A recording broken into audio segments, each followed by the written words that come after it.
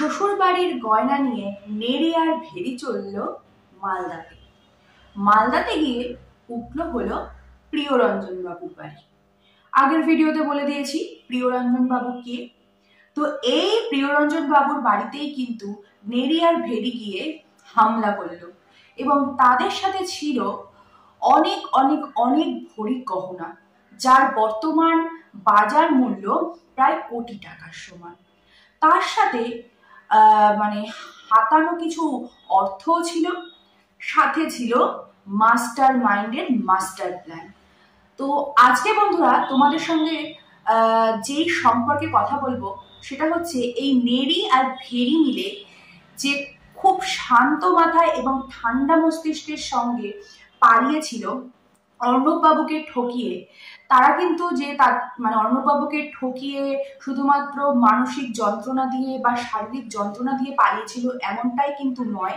তারা কিন্তু সাথে করে নিয়ে গেছিল অর্ণববাবুর নিজের বাড়ি এবং এই নেড়ির শ্বশুর বাড়ি দেওয়া প্রচুর পরিমাণ গহনা, তার সাথে অজস্র ক্যাশ মানি, যেটা এই নেড়ি খুব ভালো করে তার হাজবেন্ডের মাথায় এবং তার শ্বশুরের মাথায় টুপি পরিয়ে খুব ভালো করে নিতে পেরেছিল। আর সাথে ছিল তার সন্তান ছোট্ট অর্ক, যাকে অস্ত্র করে সিম্প্যাথি আদায় করে এই প্রিয়রঞ্জন বাবুর বাড়িতে গিয়ে উঠেছিল এই নেড়ি আর ভেরি। তো তোমাদেরকে সমস্তটাই জানাবো, তার সঙ্গে জানাবো এই নেড়ির মা আর বাবা ঠিক কতটা ভালো মানুষ। এদেরকে ভালো না, এদেরকে দেবতার আসনে বসাবো। তো অবশ্যই সেটাও তোমাদেরকে ক্লিয়ার করে বলবো। তো চলো আমি ছোট্ট করে ভিডিওটা তো শুরু করব, তার আগে আমার ইন্ট্রোটা একটু দিয়ে নিই। Hello my lovely viewers, welcome back to my channel active Udita. তোমরা যারা আমার চ্যানেলে এখনো জুড়ে যাওনি তারা কিন্তু অবশ্যই আমার চ্যানেলের ভিডিওগুলো ভালো লাগলে অবশ্যই কিন্তু সাবস্ক্রাইব করে পাশে থাকা বেল আইকনটি অন করে তাতে যে অল নোটিফিকেশনটা আছে সেটা কিন্তু অন করে রাখতে ভুলবে না। এতে করে আমি যখনই কোনো ভিডিও আপলোড করব সেই নোটিফিকেশন তোমরা সবার প্রথমে পেয়ে যাবে। আর যারা সাবস্ক্রাইব করে আমার চ্যানেলের সঙ্গে জুড়ে গিয়েছে তাদেরকে অসংখ্য ধন্যবাদ আমার চ্যানেলটির সঙ্গে জুড়ে যাওয়ার জন্য। আর আরো একটা কথা বলতেই নয়, সেটা হচ্ছে যে আমার এই ভিডিওগুলো তোমাদের যদি ভালো লেগে থাকে, আমার মতামতের সঙ্গে তোমরা যদি সহমত হয়ে থাকো বা তোমাদের কি মতামত রয়েছে সেটা কিন্তু অবশ্যই আমার কমেন্ট সেকশনে জানিয়ে দিতে ভুলবে না। আর ভিডিওগুলো ভালো লাগলে অবশ্যই কিন্তু একটি লাইক করবে আর অনেক অনেক অনেক শেয়ার করবে। তো চলো এখন চলে যাবো মূল টপিকসে। মূল টপিকস হচ্ছে এই নেড়ি আর ভেরি, এরা দুজনে মিলে কিভাবে অর্ণব বাবুকে আত্মসাৎ করেছে সেটা তোমাদেরকে অবশ্যই বলবো। এই নেড়ি আর ভেরি কিন্তু খুব শিয়ানা এবং খুব বুদ্ধিধারী দুজন ব্যক্তি, যারা দীর্ঘদিন ধরে চোখে চোখে ছাত্রপ্রেম তো করেছেই, তার সঙ্গে দিনের পর দিন কিভাবে দাদার পিছনে ছোড়া মেরে কিভাবে এই পালিয়ে গিয়ে দাদাকে সর্বশান্ত করে নিজেদের সুখের স্বর্গের সোনার সংসার সাজানো যায়, এই প্ল্যানটা বেশ অনেক দিন ধরেই তারা করেছিল। এবং তাই জন্য কিন্তু খুব শান্ত মস্তিষ্কে তারা এই এত সুন্দর পালিয়ে যাওয়া এবং পালানোর ঠিক আগের মুহূর্তে সমস্ত কিছু খুব ভালো করে গুছিয়ে নিজেদের ব্যাগে পুরে নিয়ে কিভাবে চম্পেশ ভাবে দৌড় দিতে হবে বা পালাতে হবে তার প্ল্যানটা কিন্তু তারা করে ফেলেছিল। এবং ঠিক সেই প্ল্যান মাফিকই তারা কিন্তু 25শে নভেম্বর পালিয়ে যায় এবং সেই দিন যেদিন পালিয়ে যায় তার সঙ্গে অর্থাৎ নেড়ির সঙ্গে কিন্তু তার শ্বশুর বাড়ির দেওয়া 40 ভরি, 30 থেকে 40 ভরি, তোমরা ঠিক বুঝতে পারছো তো বন্ধুরা, আজকের দিনে দাঁড়িয়ে ওই 40 ভরি বা 30 ভরি থেকে 40 ভরি যে অ্যামাউন্টটা আমি বলছি, সেই পরিমাণ গহনার ঠিক কতটা বর্তমানে বাজার মূল্য হতে পারে সেগুলো হয়তো সবগুলো হলমার্কের নয়। তৎসত্ত্বেও আজকের দিনে দাঁড়িয়ে ওই গহনার ঠিক বর্তমান মূল্য কত কোটি টাকার কাছাকাছি যেতে পারে তোমরা একটু হিসাব করে আমাকে বলতে পারো। তো ঠিক এতটা বুদ্ধিমত্তার সঙ্গে কিন্তু এরা দুজনে মিলে খুব প্ল্যান মাফিক এবং প্রীতম যে বলেছে যে খুব শান্তভাবে তারা রেজিস্ট্রি করেছে, একদমই তাই, শান্ত মস্তিষ্কেরই প্ল্যান। শান্ত মস্তিষ্ক না হলে এত সুন্দর করে একটা গল্প সাজিয়ে সোশ্যাল মিডিয়ার প্ল্যাটফর্মে মানুষকে বোকা বানিয়ে, তার ছাড়াও নিজের পরিবারের সদস্যদের বোকা বানিয়ে, নিজেরই বৌদিকে নিয়ে দাদার পিঠে ছুরি মেরে দাদার সমস্ত মানে অর্থ বলো, গহনা বলো, এমনকি সাথে দাদার সন্তানকে নিয়ে পালিয়ে যাওয়া সম্ভবপর নয়। এই পুরো প্ল্যানটাই হচ্ছে ভেড়ার মাথার। বৌদিকে যেভাবে ভেড়া চালিয়েছে সেভাবে বৌদি নেচেছে। বর্তমানে বৌদি যেভাবে ভেড়াকে নাচাচ্ছে, উঠাচ্ছে, বসাচ্ছে, ঠিক সেভাবে ভেড়া এখন নাচছে। কিন্তু এর সাথে পুরোপুরি ভাবে জড়িত রয়েছে যাদের প্ল্যান, তারা হলো এই নেরি আর ভি। তো বুঝতেই পারছো যে ঠিক কতটা পরিমাণ বুদ্ধিমত্তার মতো কাজ করলে পরে ঠিক এরকম পরিমাণ গহনা নিয়ে, টাকা নিয়ে পালানো যায়। ওরা যেই পরিমাণ গহনা নিয়েছে এবং প্রচুর অর্থ ওদের সাথে ওরা নিয়েছিল, বৃষ্টি প্রচুর পরিমাণ অর্থ কিন্তু ওর হাজবেন্ডের থেকে এবং শ্বশুরমশাইয়ের মাথায় হাত বুলিয়ে বেশ ভালো টাকায় নিজের কাছে ক্যাপচার করে রেখেছিল।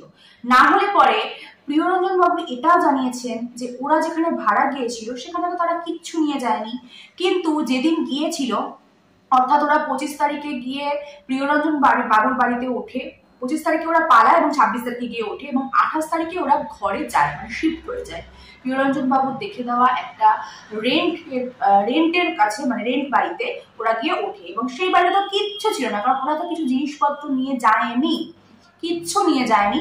তো ওরা কিন্তু সেইখানে গিয়ে সেই দিনই প্রায় 30 থেকে 40,000 টাকার জিনিসপত্র ঘরের জন্য কিনেছিল। 30 থেকে 40,000 টাকা, যে মেয়েটার কাছে কিচ্ছু নেই, যে স্বামীর দ্বারা নির্যাতিত, তার কাছে কোথা থেকে আসবে 30 থেকে 40,000 টাকা? কোথা থেকে আসবে সেই জিনিসগুলো কেনার সামর্থ্য? কিন্তু ওই মেয়ের কাছে কিন্তু ছিল। হ্যাঁ বন্ধুরা, বৃষ্টির কাছে ঠিক ছিল। তো এইভাবে কিন্তু তারা দিনের পর দিন ঠকিয়ে গেছে অর্ণব বাবুকে। এমনকি ওই প্রিয়রঞ্জন বাবুর স্ত্রীকে বোকা বানিয়ে সেই প্রিয়রঞ্জন বাবুর স্ত্রীকে কাজে লাগিয়ে তারা শিলিগুড়ির মতো এত এক্সপেন্সিভ জায়গাতে খুব কম পরিমাণ রেন্টে, আমি আগের দিনের ভিডিওতে বলে দিয়েছি, মাত্র 3,000 টাকার রেন্টে, আবার উইদাউট ইলেকট্রিক বিল তারা থাকতে পেরেছিল। কিন্তু থাকা সত্ত্বেও তারপরেও প্রিয়রঞ্জন বাবুদের নামে খুব বাজে বাজে কথা বৃষ্টিরা ওই শিলিগুড়ির যে এরিয়াতে ওরা থাকতো সেই এরিয়াতে বলে বলে বেরিয়েছে। এবং বর্তমানে শিলিগুড়ির মানুষেরা খুবই ক্ষিপ্ত তাদের উপরে, এবং তার সাথে ওদের এই কার্যকলাপ বুঝে গিয়েছিল বলেই কিন্তু ওদেরকে খুব তড়িঘড়ি শিলিগুড়ি ছেড়ে চলে আসতে হয় এই দুর্গাপুরে। এখন কিন্তু পুরো গল্পটা পরিষ্কার।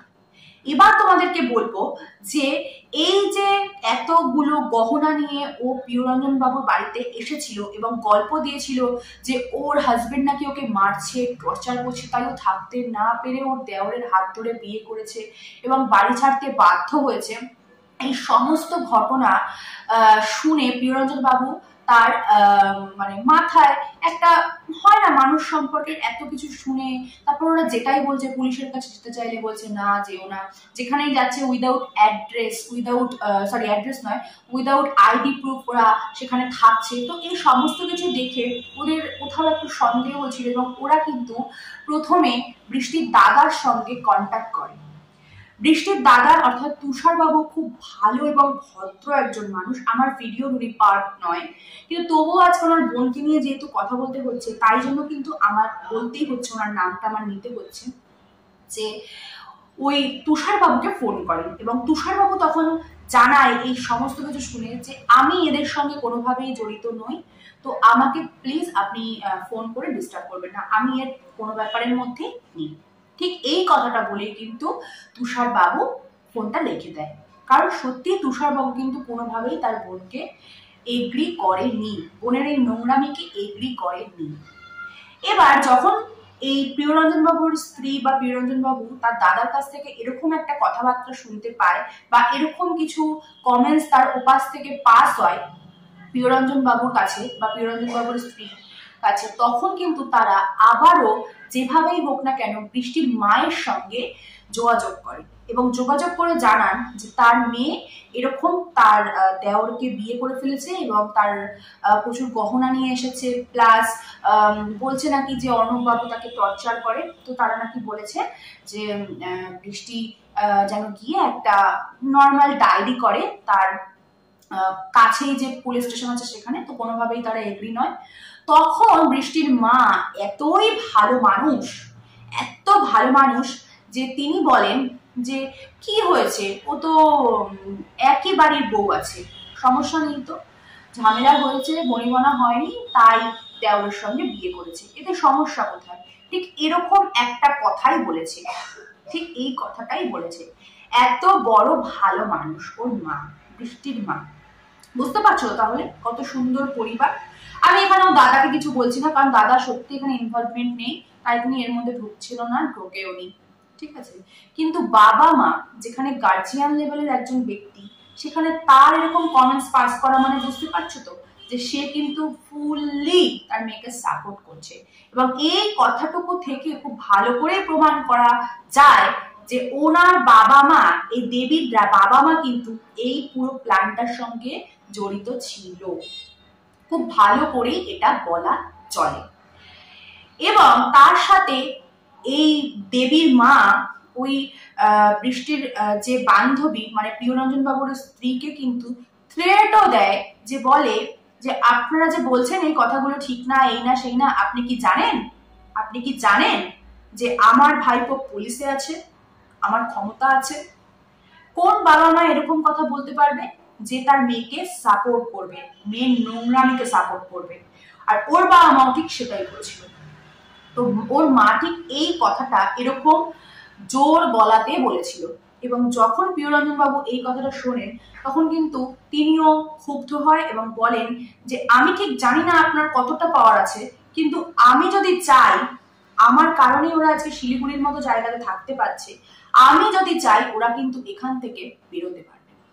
তখন এই মহারানীর মা একটু নরম হয় এবং নরম সুরে বলেন যে বুঝতেই পারছেন হয়েই গেছে, হয়তো কোনো পরিকল্পনা হয়নি, তার জন্য হয়েছে, তো দেখছি আমরা ব্যাপারটা।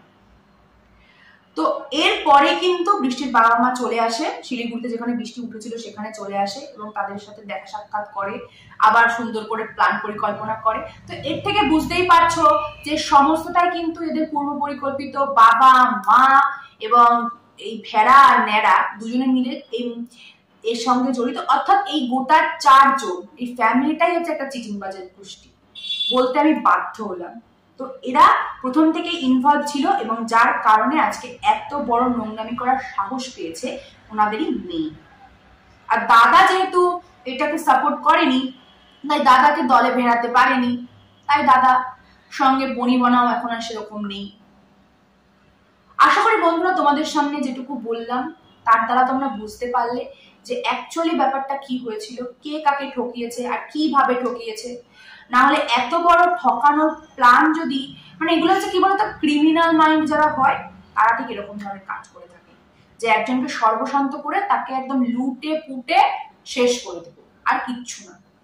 তো আশা করি বন্ধুরা তোমাদেরকে বুঝাতে পারলাম আমার মতামত। তোমাদের কি মতামত অবশ্যই কিন্তু সেটা আমার কমেন্ট সেকশনে জানিয়ে দিতে ভুলবে না। আমি আবার ওরকম ইনফরমেশনের সঙ্গে চলে আসবো। তো টেক কেয়ার, বাই বাই।